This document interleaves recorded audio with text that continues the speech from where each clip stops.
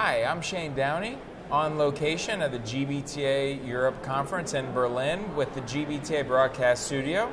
Joined here today by Ambarish Upadhyay from MobileXpense. Thank you for joining us today. Thank you very much for having me here. So expense reporting, it's changed quite a bit over the last several years. What are key ways technology will continue to impact expense reporting as we move forward? Right, so we are moving more and more towards a paperless world, really. If you look at most of the governments all over the world, they're also relaxing their regulations on this particular subject. So we see that optical character recognition, OCR, will help us quite a bit in moving towards that direction. Also, companies and users, they are more and more demanding for a hands-free approach.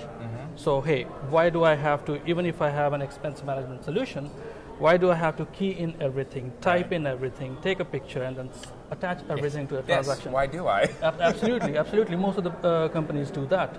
So that will eventually stop. It has already started to let's say go down that trend. So with optical character recognition, just take a picture of the receipt. Everything else will be done by the technology. The user doesn't have to do anything. As we call it, exception-based intervention. If there's an exception, you intervene. Otherwise, it's completely hands-free approach for the user.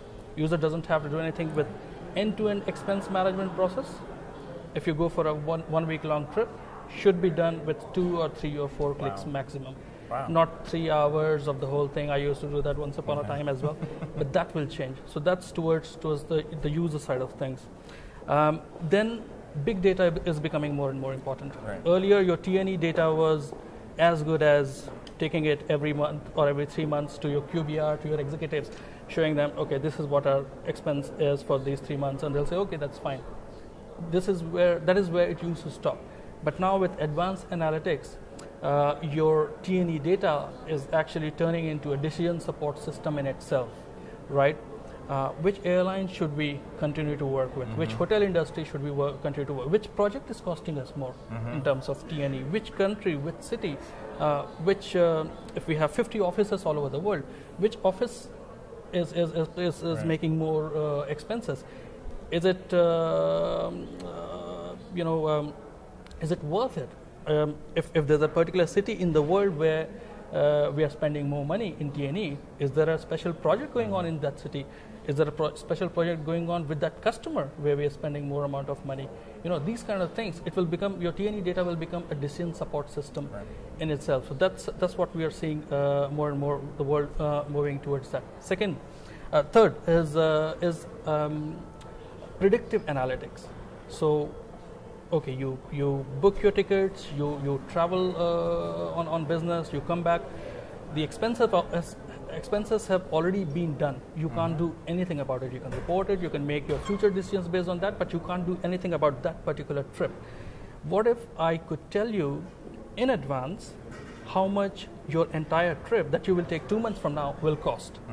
You know, because a trip is not just about the flight cost and the hotel cost. That's generally for 30, 40, 50% of your entire trip, depending on where you're going and for how long are you going, right? So if I'm traveling from Brussels to London, and if I submit a request for train, which costs 100 euros, my boss will say, of course, go, 100 euros. But what he didn't notice is that I was going for a week. Now I'm staying in London for a week, which will cost me, let's say, 1,500 euros.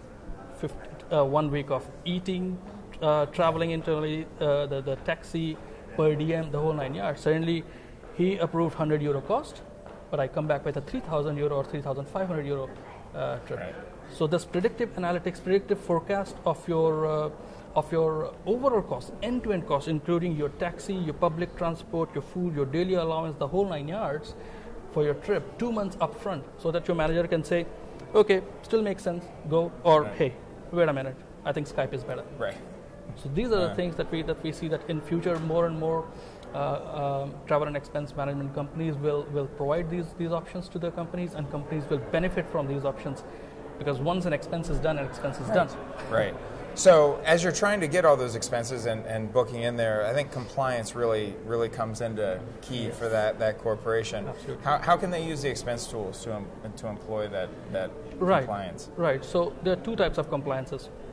One are the legal compliances that are regulated by the government. and it's no questions asked. You have to absolutely follow them. So a good expense management company or a solution should take care of it on your behalf, on the company's behalf. You are a manufacturing company.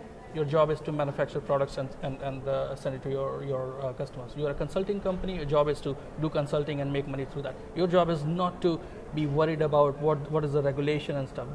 That's not your business. That becomes our business as a T&E solution provider to work with whichever regulatory consulting firm or regulatory agencies and make sure that at any given point in time, your solution, your instance is perfectly compliant with all the legal regulations in all the countries that you operate in.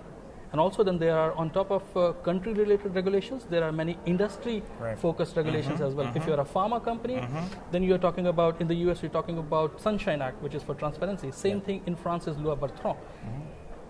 That's not your job. You, as a pharma company, your job is to make good medicines to help your patients.